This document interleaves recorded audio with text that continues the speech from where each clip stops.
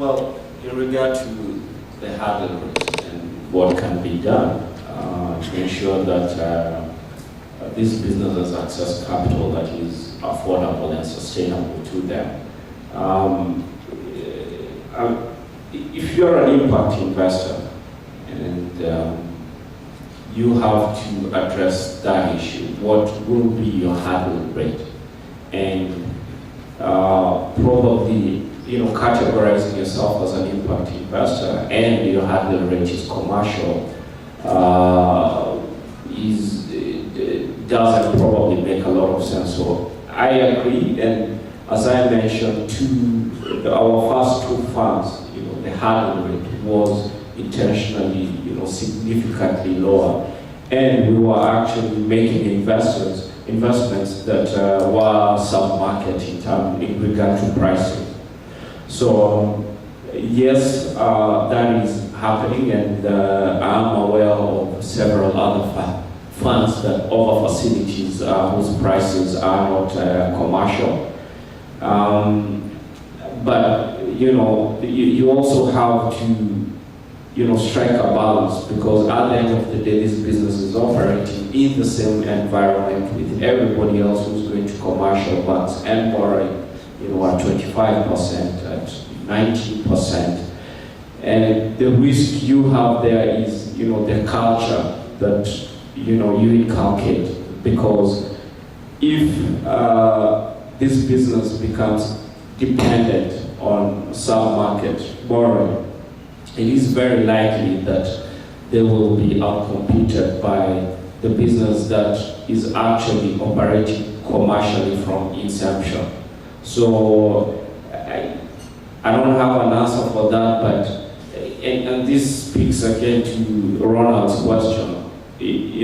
How much NGO influence, how much grant influence do you want in a business? We actually at times deter our businesses from applying for grants because at times it takes a lot of their time, and it may change the business strategy and objectives. Because what happens when a business successfully accesses one grant, it makes it very easy to access another round and another round. So it suddenly becomes another, business line. And of course, the main business line sacrifices what you invested for. So the businesses need support, and we agree. There's one fund, the Africa Enterprise Challenge Fund, that subsidizes for businesses across the region. We believe that businesses should access and should be supported from, through these grants, and even much more than probably social enterprises, because the businesses actually have a very sustainable social impact model. That is just our philosophy. But then there has to be a limit, and that limit has to be set probably by the board of the company.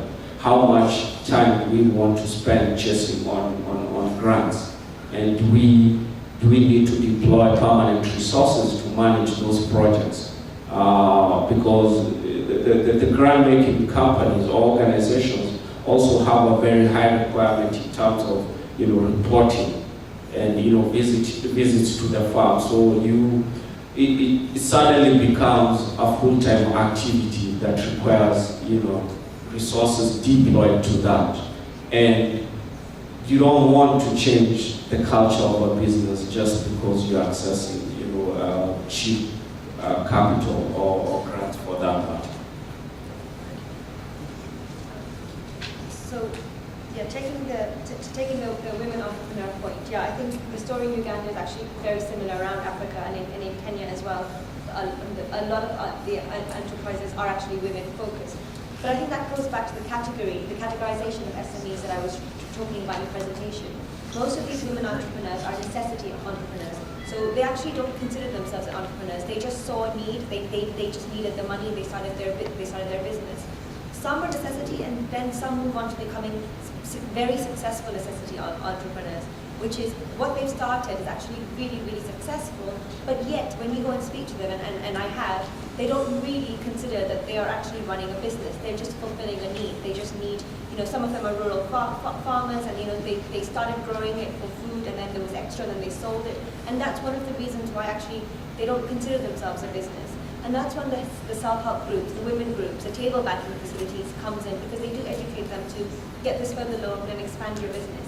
I do think there is a challenge, and I think it has to again be worked with it has to start from the women themselves as well, to appreciate that actually what they're doing is running a successful business. But right now, I think you will find many of them just consider themselves, feeding themselves, feeding their families.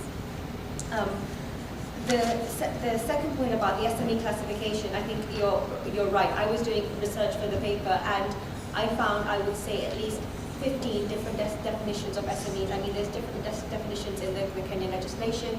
There's different definitions within the micro enterprises.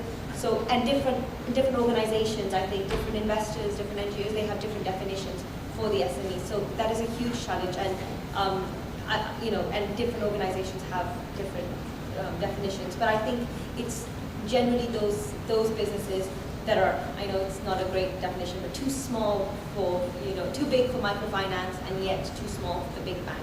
So maybe they've got one or two, or up to 5 to 50 employees, earning a certain amount. But really, I mean, even within the legal definitions in the Kenyan Act, it varies.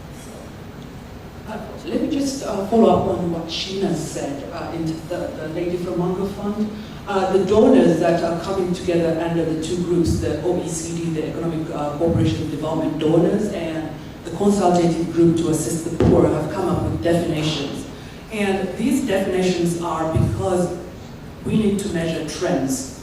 So the categories you will find there, if you go to these websites, are anywhere from $25,000 to $250,000. Of course, that is big. But that's the definition they use. They use 10 to 250 employees as small. So anyway, having said that, there's a research for both partnerships, OECD and CGAP, that is continuously trying to refine these definitions. So there's always conversations going on about how do we measure trends, how do we measure categories, and that's important to know. It also touches on what Gladys talked about in terms of the hybrid. What are we learning about the hybrids? Not everything is purely agriculture. Some of these social businesses are not silos, they're not sector specific. So what are we learning? And there's a lot of research that's going on these two websites that donors are paying for. The issue of tokenism, I think you touched on it, the lady in NGO land now. What are we learning? What is our learning moment? One of the things we have learned, for instance, when we set up supported an equity investment firm, is that some of these entities, the owners don't like equity. They prefer debt, and it's why? This is crazy. I thought you'd be very excited to have an equity investor come and put money and share the risk with you.